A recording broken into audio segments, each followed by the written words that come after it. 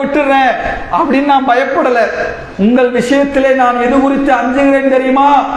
நாளை உங்களுக்கு பொருளாதாரம் திறந்து விடப்பட்டு உங்களுக்கு செல்வங்கள் எல்லாம் கொடுக்கப்பட்டு அந்த செல்வத்தின் மூலமாக நீங்கள் ஒருவரை ஒருவர் போட்டி போட்டுக்கொண்டு இந்த மார்க்கத்தை மறந்து விடுவீர்களோ, அல்லாவை மறந்து விடுவீர்களோ, அது குறித்து தான் உங்களை அதிகமாக அஞ்சுகிறேன் என்று சொன்னார்கள்.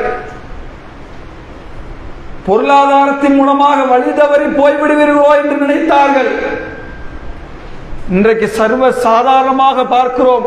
உலகத்திலே பொருளாதாரத்தை தேட வேண்டும் என்கிற ஆசை இன்றைக்கு தொழுகையை மறந்தவர்களாக, குடும்பத்தை மறந்தவர்களாக, பெற்றோர்களை மறந்தவர்களாக, தன் குடும்பத்துக்கு செய்ய வேண்டிய கடமையை மறந்தவர்களாக, பொருளாதாரம் பொருளாதாரம் என்று சொல்லி பொருளாதாரத்தை மட்டுமே நோக்கமாக ஓடிக்கொண்டிருக்கக்கூடிய மக்களை பார்க்கிறோம்.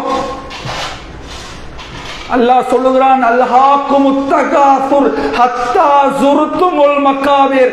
நீங்கள் பொருளாதாரத்தை தேடுகிற ஆசை உங்களிடத்தில் நீங்கள் நினைக்கலாம், இதோ சம்பாதித்து விட்டேன், லைஃப்ல ஒரு செட்டில் ஆயிட்டேன், அப்புறம் மனைவி பார்க்கலாம், அப்புறம் பிள்ளைய பார்க்கலாம், அப்புறம் தொழலாம், அப்புறம் நோன்பு வைக்கலாம், அப்புறம் தர்மம் கொடுக்கலாம், அப்புறம் ஜக்காத்து கொடுக்கலாம்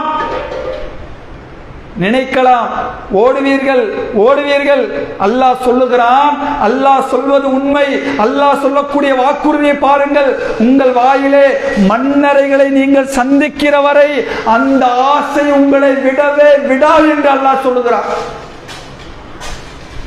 வயசு 20, பயங்கரமான விஷயம், சம்பாதிக்கிற வயசு. 25 வயசு, சம்பாதிக்கிற வயசு.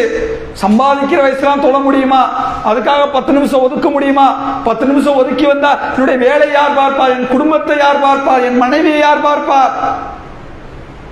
வேலை செய்கிற வயதிலே வேலை செய்கிறேன், அதற்கென்று இபாதத்துக்கென்று, தொழுகைக்கென்று, தர்மம் கொடுப்பதற்கென்று 40 வயது இருக்கிறது, 50 வயது இருக்கிறது. அந்த நேரத்தில் அதை செய்து கொள்ளலாம், அந்த நேரத்திலே தொழுது கொள்ளலாம், அந்த நேரத்தில் இபாதத்தை ஆக்கிக் கொள்ளலாம்.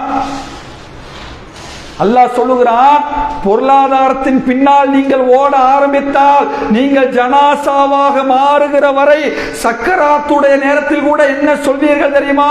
இன்னும் சிறிது நேரம் இருந்தால் இன்னும் அதிகம் பொருளாதாரத்தை திரட்டி வந்து விடுவேன்.